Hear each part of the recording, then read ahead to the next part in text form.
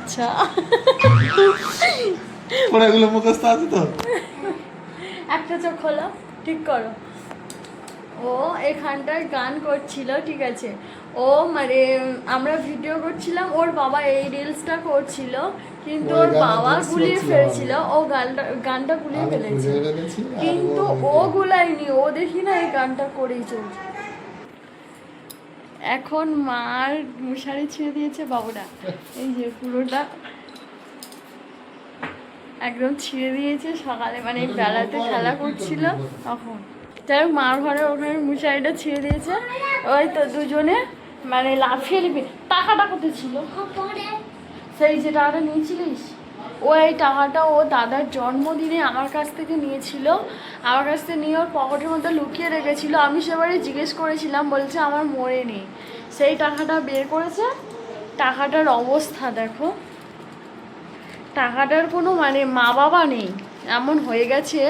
টাকার কোনো মা বাবা নেই। এই যে দেখো, কালকে মামা বাড়ি যাবো, তাই তো? কালকে মায়ের বাড়ি যাওয়ার কথা চলছে, তো যাব। তো সেই জন্য আর কি, এটা আমার কাছে দিতে দাও। মামা বাড়ি যাবে তার জন্য আমার কাছে দিচ্ছে, না হলে দিত না, ঠিক আছে। এই যে বাবা এত দুষ্টু না, বলা নয়, পচা দুষ্টু।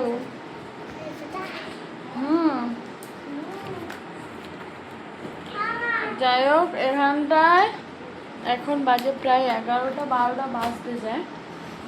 এখন ওর বাবার সাথে রিলস ভিডিও বানাচ্ছিল, ভিডিও বানার ওস্তাদ। আর আমার সাথে মানে ওর মানে কালকে রাতে যখন মানে ও ঘুমাচ্ছিল, ও আমি তো গরমে এই ঘরের মধ্যে ঘুমাতে পারি না, তার জন্য বারান্দাতে ঘুমাতে হয় যেহেতু, সেই জন্য আমি এখানে কটা রিলস বানাচ্ছিলাম। ও আমার কাছে ছিল, ওর বাবা ডেকেছিল, কেঁদে কেঁদে গিয়ে মানে কান্নাকাটি করে গিয়ে ওর বাবার কাছে শুয়েছে। আজকে আর যায়নি। ও আমাকে বলছে, মা তুমি একদমই বাইরে বিয়ে করবে না। তার মানে বাইরে বিয়ে না করলে তখন ওর ওখানে গিয়ে ঘুমাতে হবে, সেই জন্য দুষ্টুমি বুদ্ধি সবসময়টা মাথায় ঘোরে।